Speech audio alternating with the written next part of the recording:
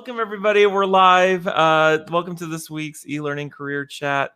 For those of you joining us for the first time, these sessions are completely casual and unplanned. Cammy and I have only been talking for about 5 minutes prior to us starting. So for those of you just joining us, I see many of you are introducing yourselves in chat, so thank you for doing that.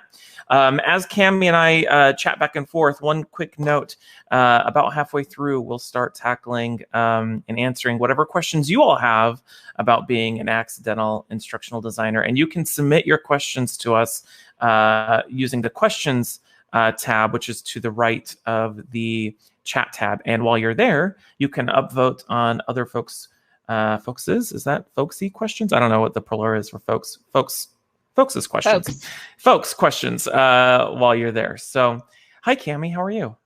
I'm great. How are you, Tim? I'm doing good. Thank you. I know it's awkward to do the introduction because we were just knees deep into a conversation before we started. So we were just talking. I was before we went live. I was or before you joined when we were in the virtual green room. I was thinking about when was because I know we had met before, but I couldn't put my thumb on it. And you had reminded me that, gosh, it must have been like 2014 or 2015. We met at an Articulate event at MIT Cambridge. in Boston. Yeah. Yep. But you were, I was wondering because we met years and years and years ago, and I've been going to conferences since 2013, and I noticed that you hadn't been at a lot of conferences recently, but you kind of explained that because your role changed, what you're currently doing, and you were talking about taking a step back from that. So for those who don't know you, can you tell us a little bit about who you are and what do you do? And I think most people know you from your book, but I don't know how many people know what you do day to day. So tell us a little bit about that. Yeah, where should I start? You asked me like 5 questions in there. So I'm Cammy Bean. I've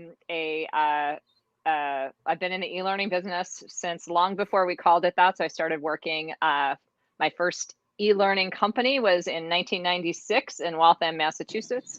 We made CD-ROMs. That's what we produced back in those days. It was before we had tools like Articulate, Storyline, and even Captivate. Our teams were doing everything custom with things like Director. I think that was really exciting when Director came on the scene. My background, so I was an English and German studies major in college. I had a vision of becoming a high school English teacher. Oh, wow. Got out of college in the early 90s, just to age myself, and moved to Boston. The job market was stinky. There was a recession happening. It was really hard to find work, but I landed at this really cool company called Work Family Directions that was early in the forefront of work-family balance and helping employees of companies, balance all this kind of stuff. I was there for about 5 years. During the course of that time, we were taking our paper-based call center. We had counselors who were talking to people on the phone, and we were putting that onto computers and automating that process so that people didn't have to do intake forms by hand anymore. This is how old we're talking here. And so I got involved in the development of that system and was the person who was translating the needs from the end users to the IT team and the programmers and, helping mock up screens and things like that. And then that evolved into a training role as it happens, right? Like, oh, Cammy, you're really good at writing. You're really good at communicating. You know the system because you helped design and build it. You should be doing training now. So I became a trainer at this company. I loved it. I thought it was a great fit for me. And then I found a job through friends at this educational technology company. It was called Video Information Systems. So that was 1996. My first day on the job, I got on a plane. I got a business card that said Junior Instructional Designer. And I got on a plane and I went to Washington, D.C. and did a content workshop with the client for the very first time. So that was my accidental, how I landed into it. And I'd never heard of instructional design until I got that job. It just sounded really cool, super glamorous. Like, ooh, I get to write, I get to shoot video, I get to, hire actors. Like, it sounded super sexy and cool and fun. A lot of variety to that work. So 25 years later now, I have been steady and strong in this business. I've been on the vendor side of the e-learning proposition the whole time, which is, I think, fairly unique. There's probably some subsector of us out there who have always been on the vendor side of things, and then there's people who've always been in an internal L&D team. And I think there's a lot of differences, in how instructional design is executed both internally and externally. We could really talk about that. What's the difference in working at a vendor company versus working internal? And I found my way to Kineo. It's been 12 years I've been working with Kineo. I was when I first started, I helped start the US operation back in 2009. So we were founded in the UK, and content development company with a LMS platform that has evolved over the years. And myself and our CEO, Steve Lowenthal, we started our US operation in 2009. Today, our US team's about 45 people, and globally, Kineo is about 300. And we're part of a larger organization called City and Guilds. And I'm packing a lot of information in here. That's fine. So for the first 6 years of Kineo, I was the head of our learning design team. So really deep in instructional design, writing scripts, QAing programs, working with clients, doing the needs analysis, doing the design documents, all of that. I probably in those first 6 years at Kineo, I developed more e-learning content than in my previous however long I had been. I forget the math at this point. So we do a lot of work here for a lot of big clients, and produce a lot of content.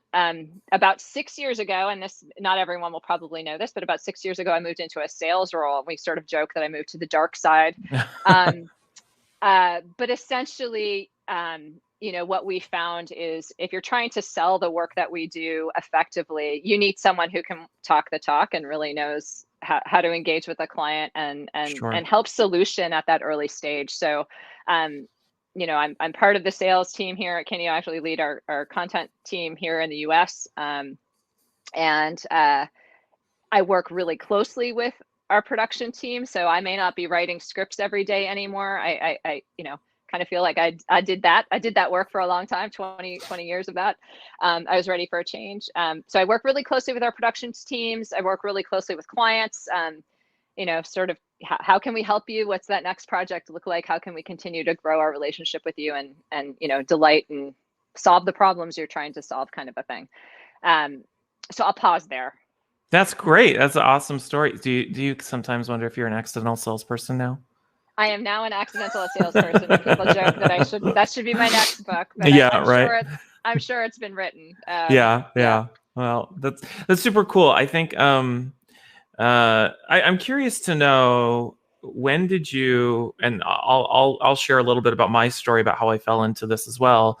But the first question I want to know is when you made that transition into instructional design and training, not having an idea what that stuff meant. How long was it were you in that role? Did it hit you smack in the face that you were like, I have no idea what I'm doing, or there's a lot I still need to learn about what this thing is, instructional design? I'm just curious. I don't know that I ever had a moment of like, I don't know what I'm doing kind of thing. I always had people who were coaching me. I was part of a great team, and as I said, when I first fell into the field, I was at a company. We were a vendor company. I had other instructional designers. Some of them had master's degree in educational technology, which I was like, wow, I've never even heard of that. That's super interesting. Yeah. It was not to say that it was the early days of that field, but it kind of was. I mean, SCORM didn't exist. There weren't LMSs yet. We didn't have a lot of the tools that we had. So I always had people kind of guiding me through it.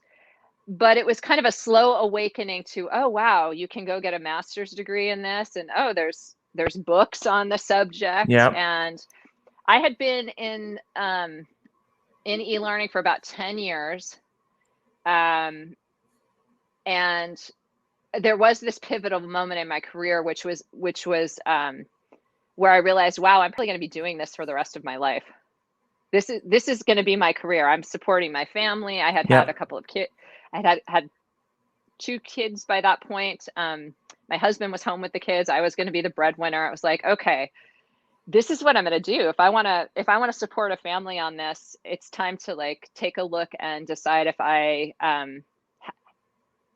how do I have a career with great intention and passion, and how do I get better at what I do? So I'm not just repeating the same thing I did last project. It was 2005 approximately when that journey started for me, and I started to talk a lot about really kind of seeking out an informal degree in instructional design. And it was early-ish days of blogging, and there was a really active e-learning blogging community that I fell in with, that I, super fortunate to have befriended folks like, I'm just going to start naming names, but I'm sure I'll forget people, but Sure. Carl Kopp was like out there blogging and would like be like, oh, you want to learn about Second Life? Awesome. Let's get on a call and I'll give you a tour of Second Life.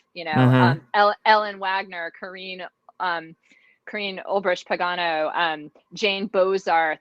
There was just all these people sharing, Janet Clary. And we just started to create this community, and I started learning about all the books that were out there, and I started reading them and buying them, and staying up late reading instructional design books. I don't still do that to the extent and the passion that I did 15 years ago, but sure. It was a great time to connect with people. I went to my first eLearning Guild conference in 2007. It happened to be here in Massachusetts, and I convinced my then boss, a CEO of our small eLearning, we were like a boutique eLearning shop here in Massachusetts, to get a booth at that show in downtown Boston, and we got a booth and we got a few clients out of it, and I met people. I sat at Clark Quinn's feet. I saw Stephen Downs, Brent Schlenker was there. It was just all these people that I started to connect in with, and it was so exciting and really kind of bubbly and effervescent. And I think for people starting on a career, there's just that excitement and optimism, and I totally had that. And that's actually when I connected with Kineo first, because Kineo was out there giving away guides and resources on how to do better instructional design, and how to, this tool, this new Articulate, it wasn't Storyline back then, it was Engage and Presenter, and the Articulate Studio Suite. And Kineo was trying to help people understand, like, hey, you can create really custom, awesome e-learning using these tools. It does not have to be garbage in, garbage out. How can you do more with less? And sure. So I started to connect to Kineo, and a few years later, when they were looking for people, it was like, hello, and that's sort of how I fell into it. So I feel super fortunate. I've made a career out of this, and I look ahead to, I'm in my early 50s now, people. I look much younger, I know, but you start looking ahead. My kids are going to be going to college soon. How many more years is in this for me? I have no idea. Sure. But it's a good place to be. There's a lot of opportunity, and certainly in the last year, as we've seen, digital learning is so hot right now. It's not going away.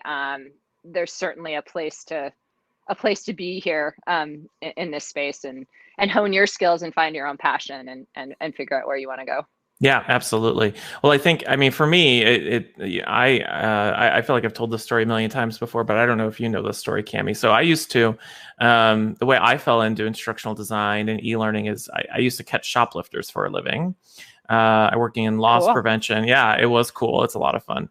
And somebody was like, hey, you're great at catching shoplifters. You should train others to catch shoplifters. And it's similar to kind of the story you told earlier. I took the job as a training coordinator in the loss prevention department. But at the time, I think this is true for a lot of accidental instructional designers, they were good at something, and then somebody says you should train others on how to do it. And then you get a training role in that organization, within that division of the company, thinking that it's going to advance your career in whatever it is you were doing before. Like, so for me, as a loss prevention person, I had just gotten my degree in criminal justice. I thought I was going to be this corporate loss prevention person now.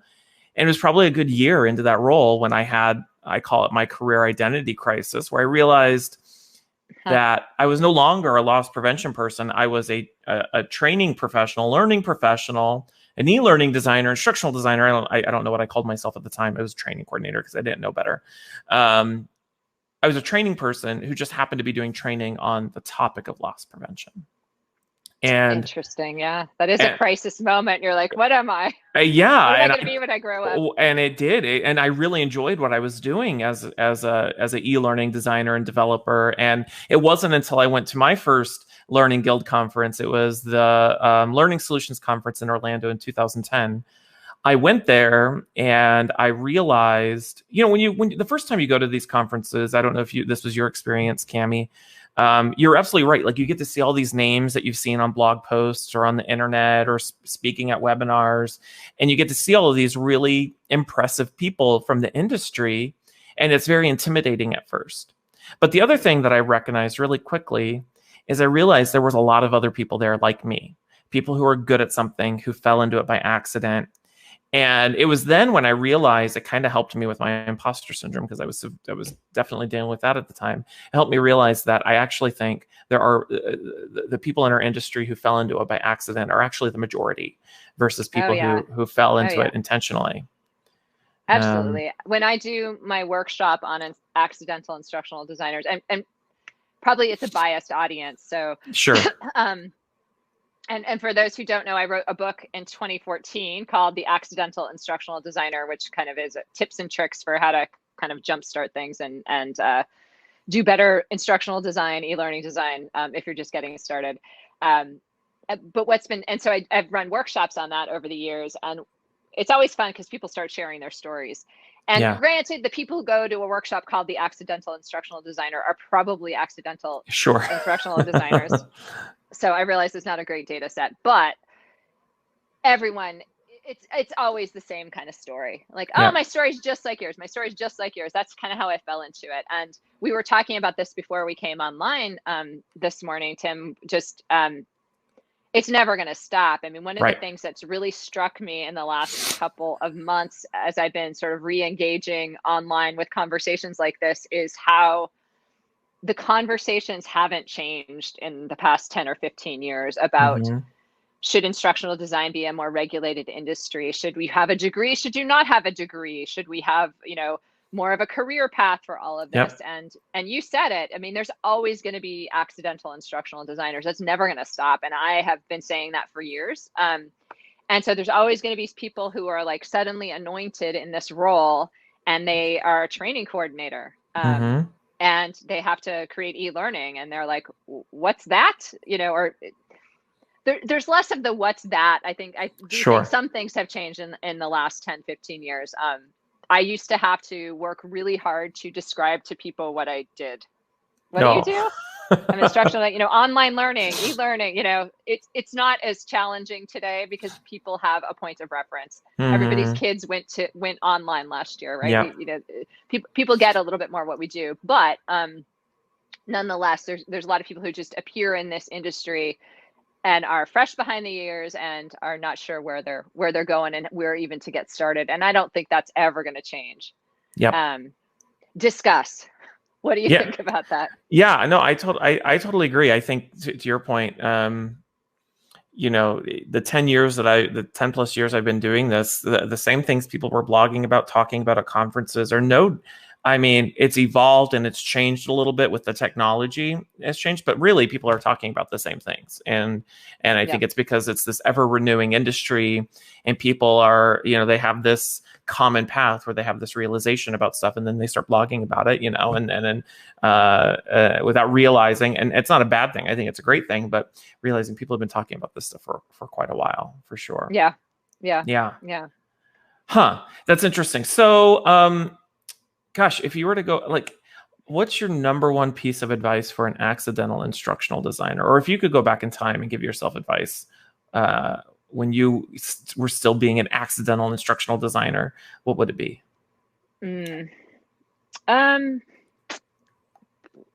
I think it's really figuring out what's your sweet spot. And so there's so many hats that people have to wear as an instructional designer, and I'm sure you've come across this. And I, even on your e-learning academy, I was looking at some of the topics, right?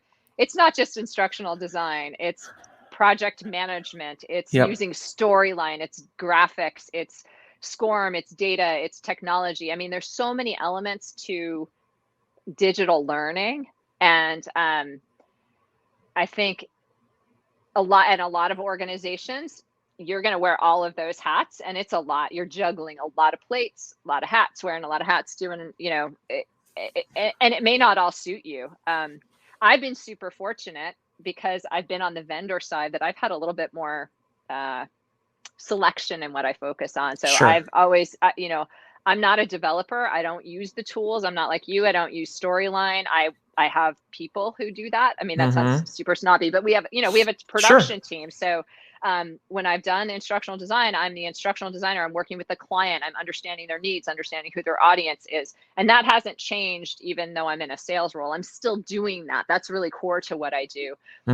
It's writing. That was my sweet spot, writing. And finding and carving out and working with people who complete you then. And so if you are just getting started in this field and you're trying to, I would guess it's super daunting. And I think to your point, I mean, the one thing that has changed is the technology. Yep.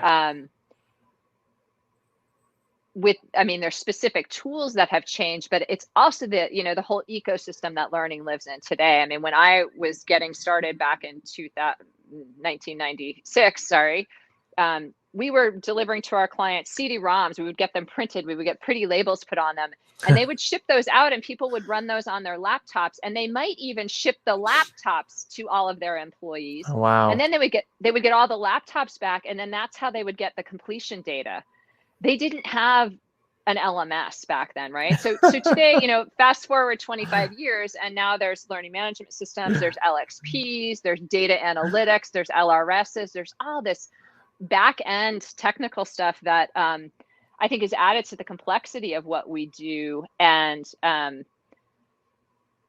back to your original question of what should you focus on. I mean, I think figure out what floats your boat and what ignites your passion, and go down that path. And if you're at an organization that is expecting you to wear all of the hats, cool. I mean, that's great. Like, get as much skills as you can, but try to focus on that sweet spot, and think of it as the industry really is like, it's all about T-shaped skills, right? So you're going to have across the top of the bar is, all the skills you have to learn, but find some vertical focus that's going to be your niche area. And, I think as digital learning becomes more and more mainstream, which it is, and as learning organizations become more and more mature, in terms of trying to meet the needs of actual learners and businesses, there will be more a need for those vertical skills, as and probably in some key areas like data analytics. I think that's a key vertical skill. That's like something that a lot of us kind of, my eyes start crossing, and I'm like, what? Huh? Data analytics? It seems really daunting. But obviously hugely important to what we're doing if you really want to tie back to true business outcomes and show the relevance, importance of what we're doing, et cetera, et cetera. So focus. I totally agree with that. I think I was just talking to somebody the other day, and I hear this story frequently, especially with people trying to transition into our industry or transition out of teaching into our industries. They go look at these job descriptions, and it lists everything under the sun. They want you to know everything, all the authoring tools, and how to manage a stakeholder, and how to do visual design, and how to do video editing and audio production and LMS administration and the data analytics. And you have to know HTML5 and SCORM and XAPI. And the thing that my conclusion on that is you're absolutely right. People want T-shaped employees. And for those of you who don't know what a T-shaped employee is, or T-shaped skills, it's broad ability, but with deep expertise, right? And broad ability means you can do a little bit of everything if you have to, but you're really good at a couple of really specific things. And my conclusion, the advice I give everybody is those job descriptions list this ideal unicorn candidate that they're never really going to find. And they know that. What they need to be doing a better job of, in my opinion, with these job descriptions is listing what's that deep expertise they're really looking for. Because probably there's something they're really looking for, whether it's you're a really good developer in Storyline, or you're really good at the upfront instructional design, and they're trying to mix and match that amongst their team, right? But I totally agree with you. I think that the thing that I tell people, the advice I give people is stop trying to be expert in everything. Like dabble in it all. You'll probably will have to wear multiple hats, But through that process, you'll discover what you like and what you don't like, and what you're good at, what you're not good at. Yeah. I fully admit, like, I'm not a big fan of doing a needs analysis. I can do one if I have to, but I'm just not a big fan of it. I would rather be, helping write a really great storyboard and developing it and making a beautiful e-learning course. And that's what I've chosen to focus on. And there are roles out there for those specialties. And so stop trying to be an expert in everything. Yeah. That'd be my advice. So. I agree. I mean, and it's there's such disparate skill sets too. So my e-learning pie, thanks to Ellen Wagner, this is something I talk about a lot, but you have to be versant if you're going to work in this field in learning and pedagogy. That's the true instructional design. Yep. That's where needs analysis is. That's defining the right instructional strategies, writing assessments. I mean, people get PhDs in writing assessment questions. You could just focus on that if that's what excites you.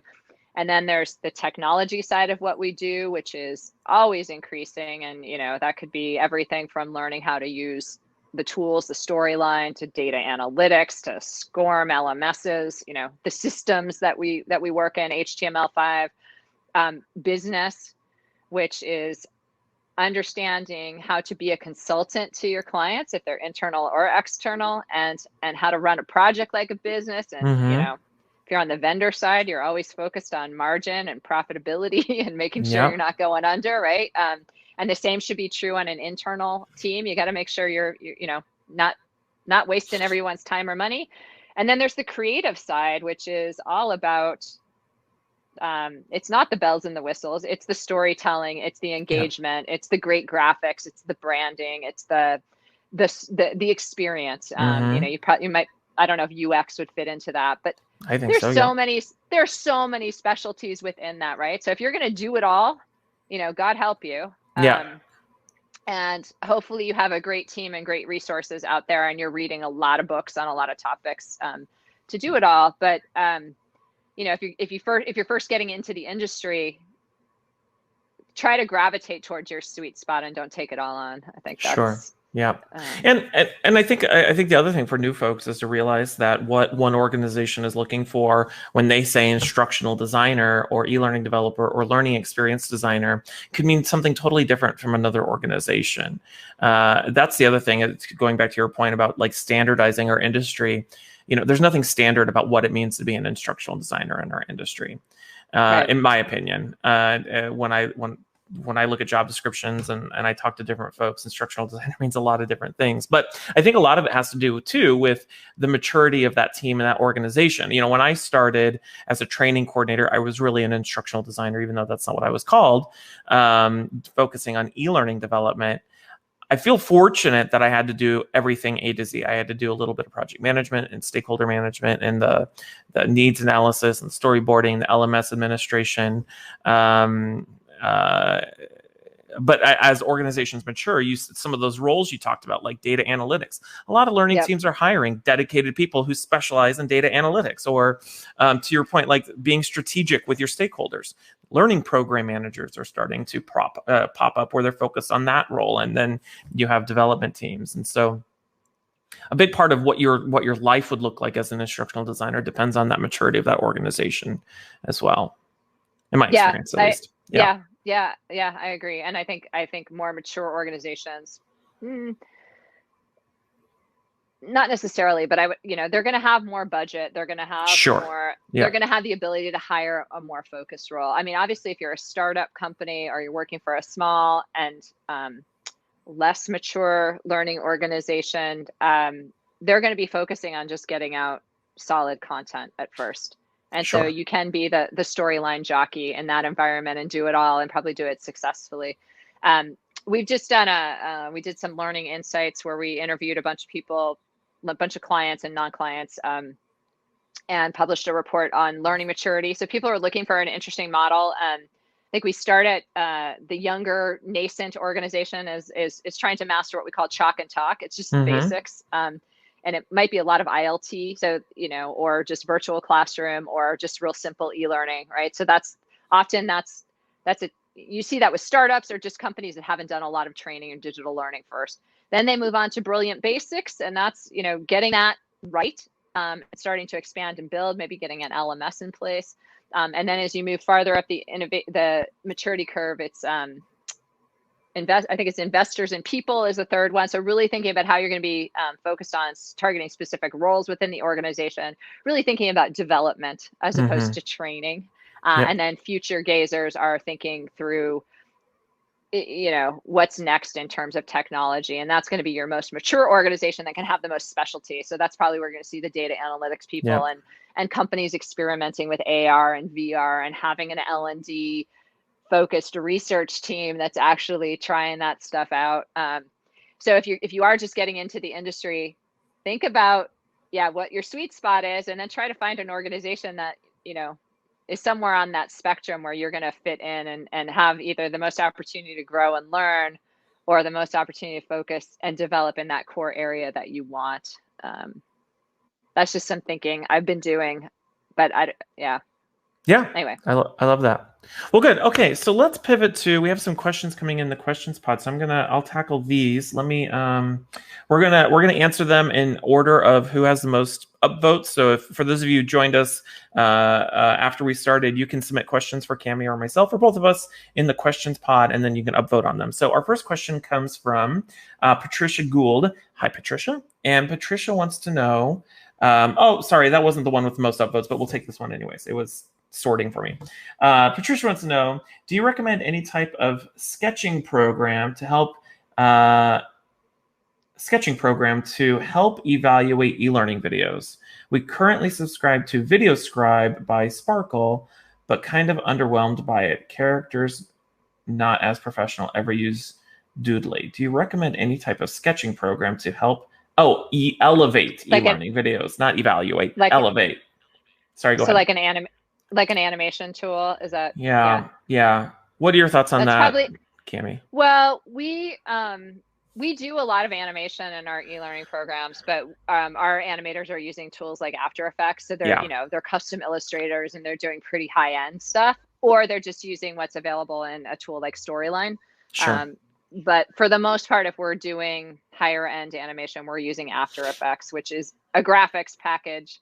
It's not one of these rapid animation tools. So I can't speak to that. I don't know if you so whenever I do animation for my clients, I'm usually doing custom animations, either with After Effects, or I even do a lot of stuff in Camtasia, which if you can source the graphics, you can actually do some pretty impressive animation work. The animation, the rapid animation tools out there, I'm thinking of like, now it's all escaping me. There's one where it looks like the whiteboard with the handwritten one. Yeah. And then you have, it starts with a V. I can't know why I can't think of it. Powtoons, Beyond, now it's coming to me. All of those are really great because you can get up and running really quickly and you can create some cool animations. My problem with those tools is that the novelty wears off really quickly. And once you've seen a Beyond video you've seen a Beyond video a million times, and they all kind of look the same.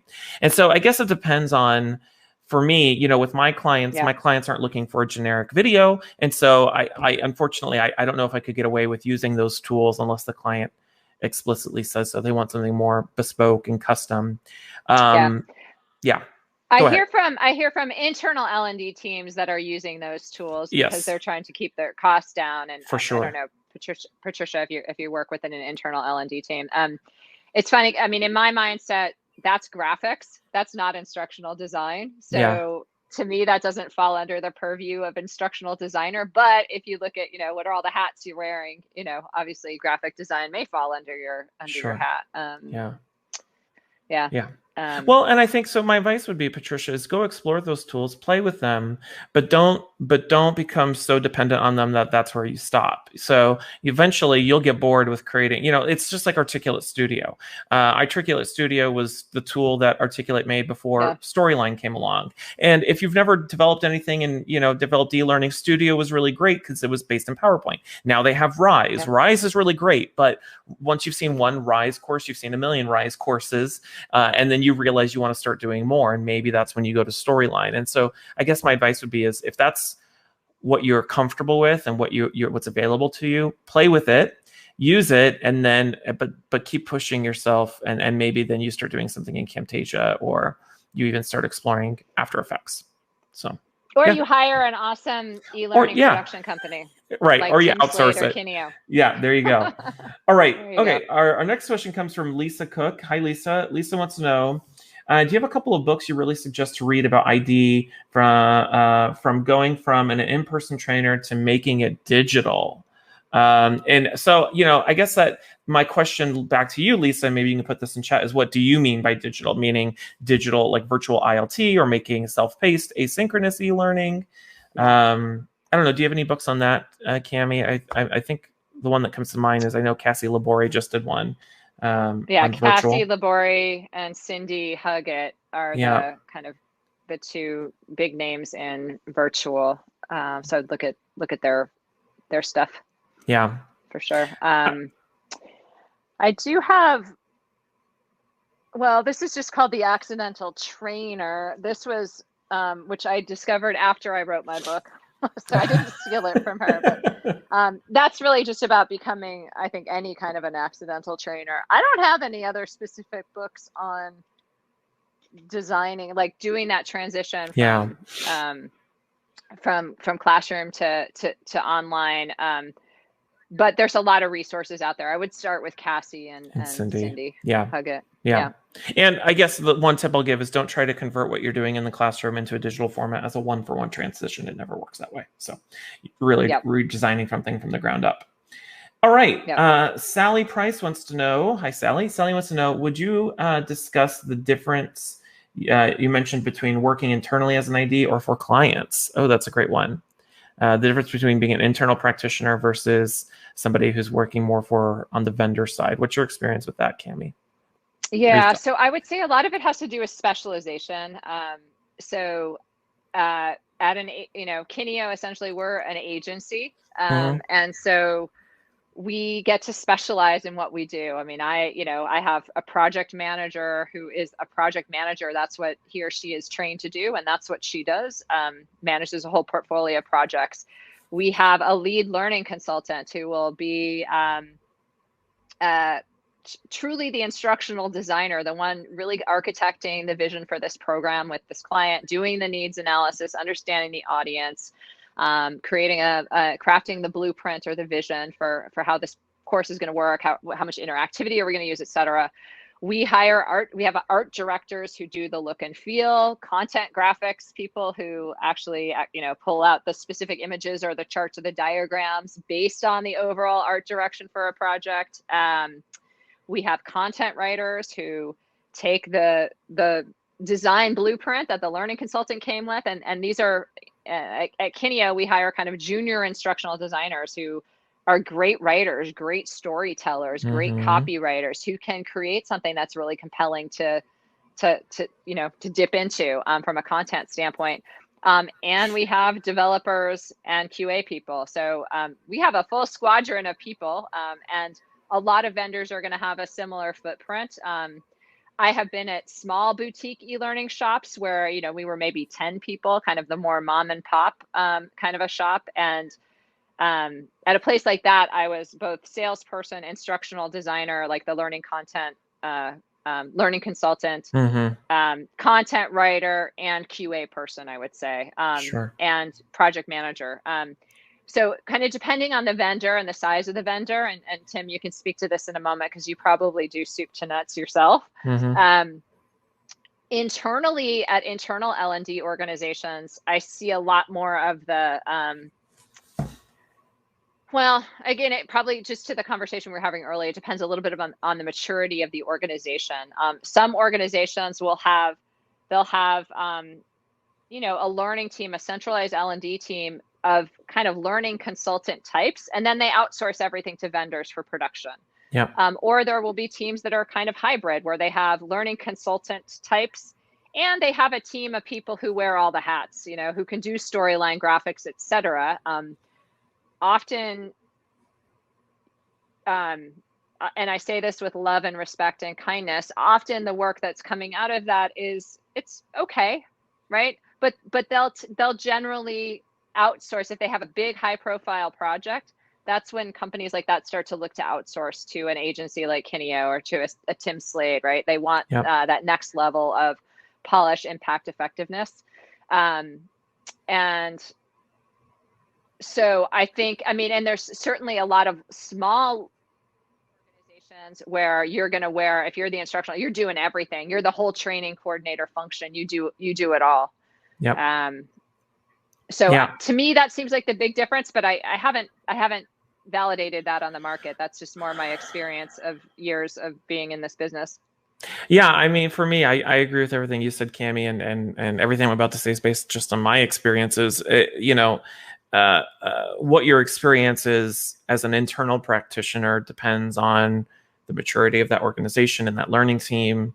And also a big part of it is the political dynamics between the learning team as a whole and the stakeholders that they serve.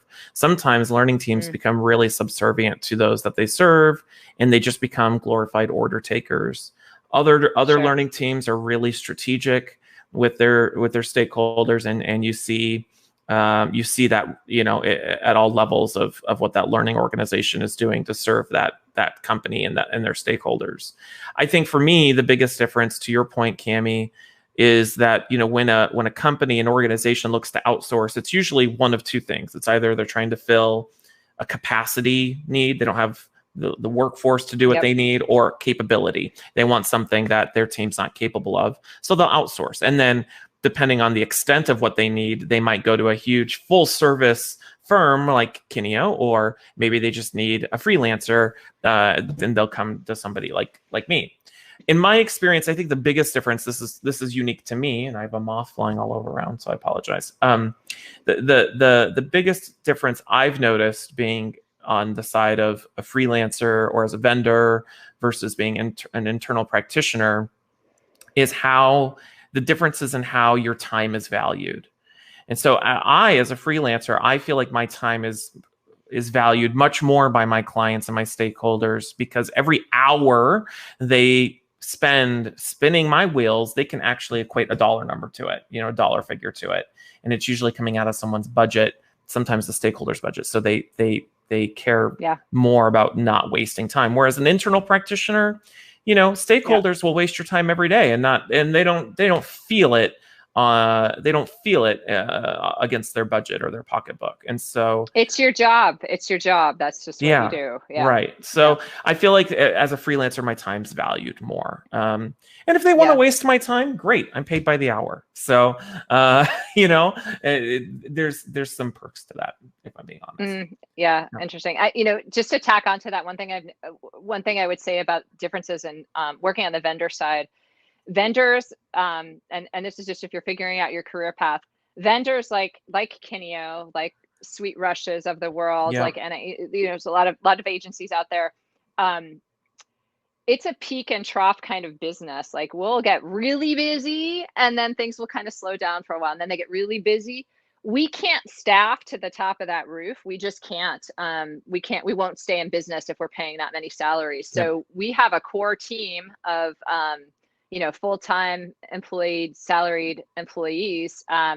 And we have a really stable pool of contractors that we work. And there's a lot of really talented people out there who are freelancing all the time and do contract gigs. And we, and so there's a real opportunity to contract out there in the world. And I'm not necessarily saying send me your resume, but, we're always looking for talent. I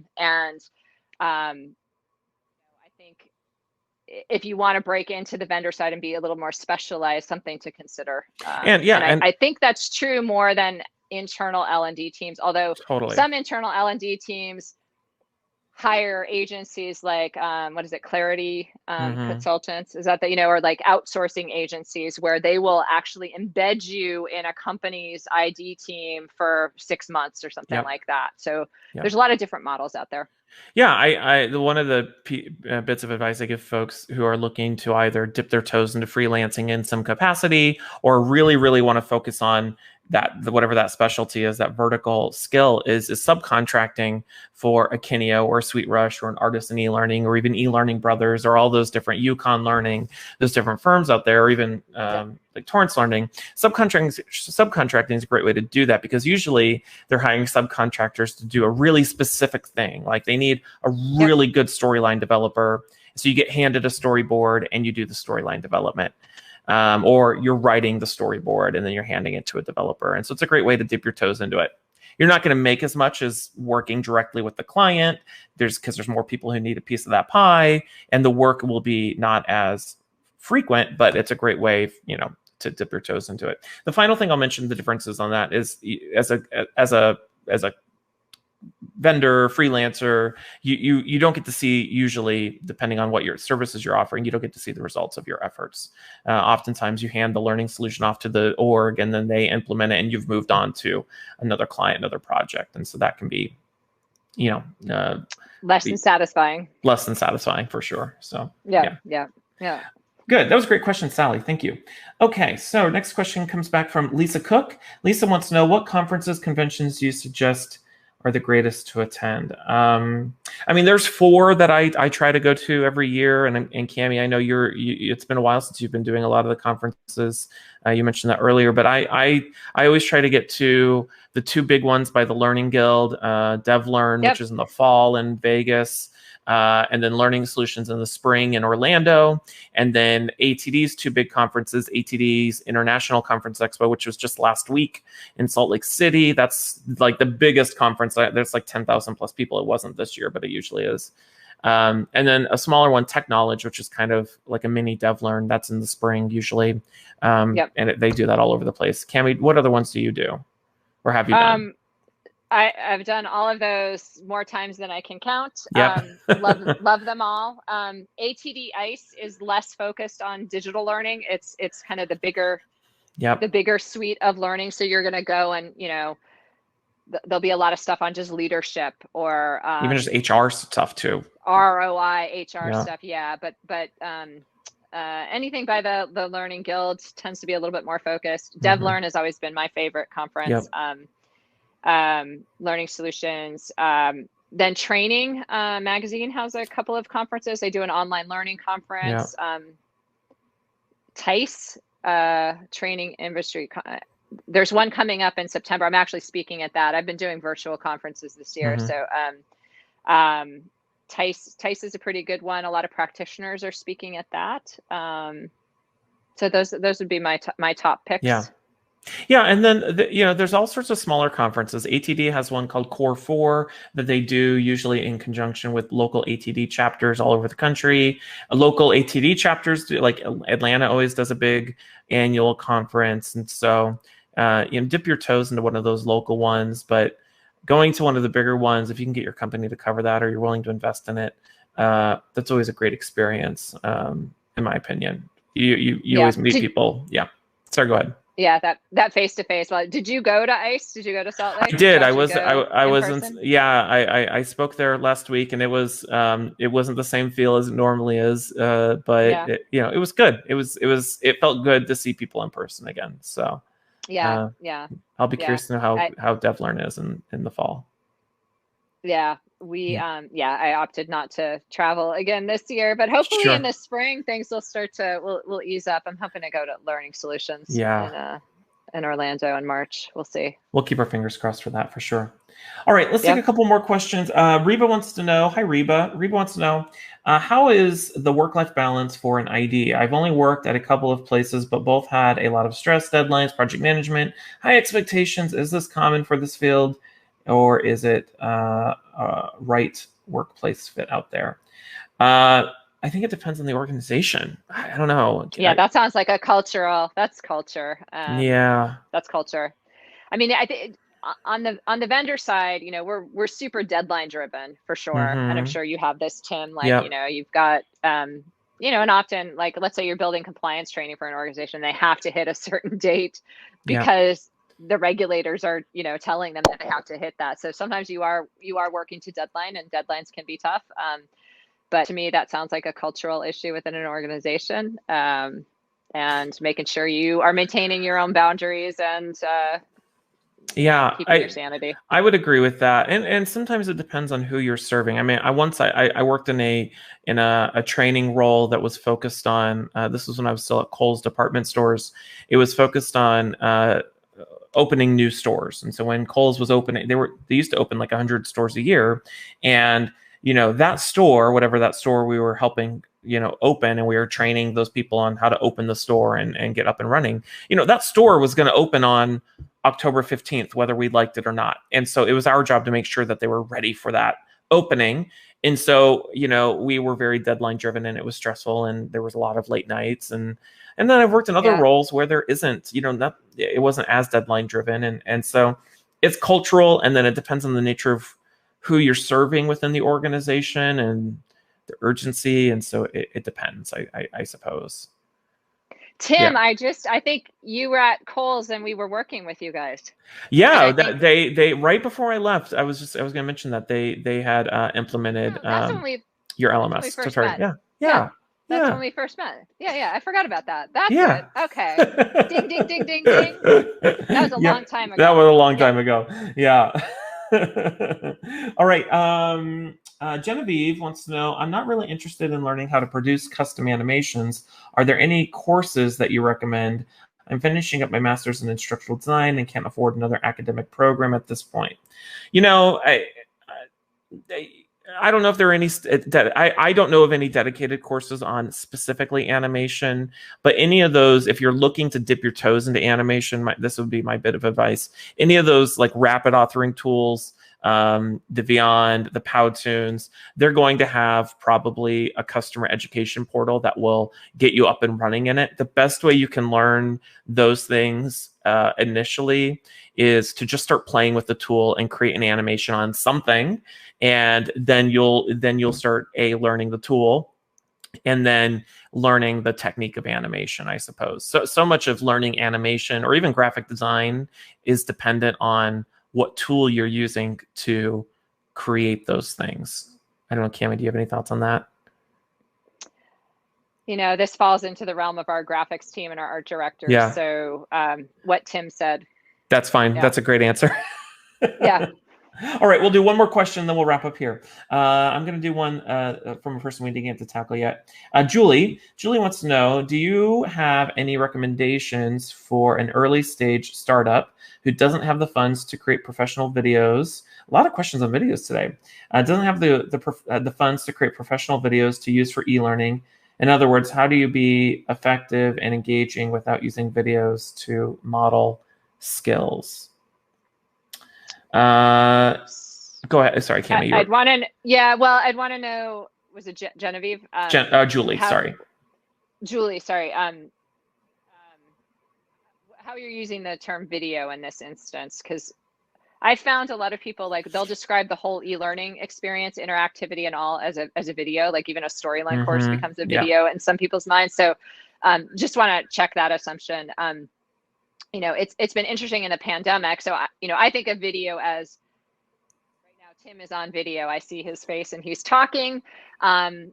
There's rich media, which could include live action video, which could be actors, scenarios, stories. It could be talking head. Then there's rich media, which is animation, which is taking photographs or illustrations, custom illustrations, adding rich motion graphics to it to, show a pie chart blowout or whatever it is, right? So there's different levels. And then there's the e-learning course itself, which that video or that animation might sit in, and that's where the interactivity comes into play. So I'm not sure if she's answering that question, but so a tool like Storyline can give you a lot of that functionality in the tool itself, and you're not going out and hiring camera crews and doing video production and all that kind of thing. We have found during the pandemic, when we need live video, because you can't go out and do a shoot anymore, we've been doing a lot of recording with Zoom and capturing that, and then adding some simple animation effects to the Zoom video, because you've got different subject matter experts in different places, and they all look different, right? Like Tim's got nice lighting. I probably, I don't know what's going on back here. You didn't see me dressing my set before Tim Tim and I got on cleaning things up, but everyone's going to look a little different on video. So, are there things that you can do to kind of make it look a little more cohesive by adding some effects to it? So, I don't think I answered your question. No, I answered a lot of other things. I think that makes sense, Cammy. I think I think one of the misconceptions people have is that doing something like video, however it is that you define that, whether that's talking head video, live action video, or doing animated explainer type videos with, like you said, rich media, graphics, animating in and out with audio narration. We'll define that as video for now. We all, I don't have my phone with me, but we all have a production studio in our pocket nowadays, right? Yeah. And so use the tools you have available to you. If all you have is your iPhone, then make that work. You'd be amazed at what you can film with your iPhone. Or if you need to make some really simple explainer videos with some simple animations, you could do that in PowerPoint and export it as a video, and then edit it as something as simple as iMovie or Windows Movie Maker, if that's all you have available to you. And so if you don't have I don't know if it was, there's a book or somebody talking about something on a shoestring budget. I can't remember the title. I'll have to look it up. But there are so many free and low-cost tools, or tools that you already have access to that you may not even realize, that if you just get creative enough with them, you can use them for all sorts of things. I use PowerPoint more often for animations I use in videos or graphic design than I use it for presentations, because it's simple and easy, and it's one that I'm comfortable with. So I hope that helps a little bit. I think it's Jane Bozarth who wrote eLearning on a Shoestring. Maybe. Tracy Parrish does a lot of compilation of free resources. So there might actually be some good animation tools if you Google Tracy Parrish. Or Mike Taylor, he does a lot of stuff too. Yep. And then Connie Malamed has some great resources on her site as well. So check out her site. Yeah. Good. All right. So before we wrap up, I'm going to put a couple things in chat. Real quickly, feel free to join us inside the eLearning Designers community. If you want to continue the conversation, it's completely free. We do Feedback Fridays, and we do monthly challenges and all sorts of fun stuff. Feel free to check out the eLearning Designers Academy if you want to learn more about growing your e-learning career, or learning storyline, or building your portfolio, or instructional design for e-learning. And then you can check out our full schedule of our upcoming e-learning career chats with the link I just put in chat. So Cammy, thank you so much for joining us today. Where can people find you, connect with you if they want to continue following you or learning from you? Yeah, these days I'm not blogging so much, but you can get me on Twitter, just Cammy Bean, or LinkedIn, Cammy Bean. Yeah, good. Easy peasy. Yep. Easy peasy, yeah. Well, thank you so much for joining me today, Cammy, and thank you all so much for attending and submitting those great questions, and enjoy the rest of your week.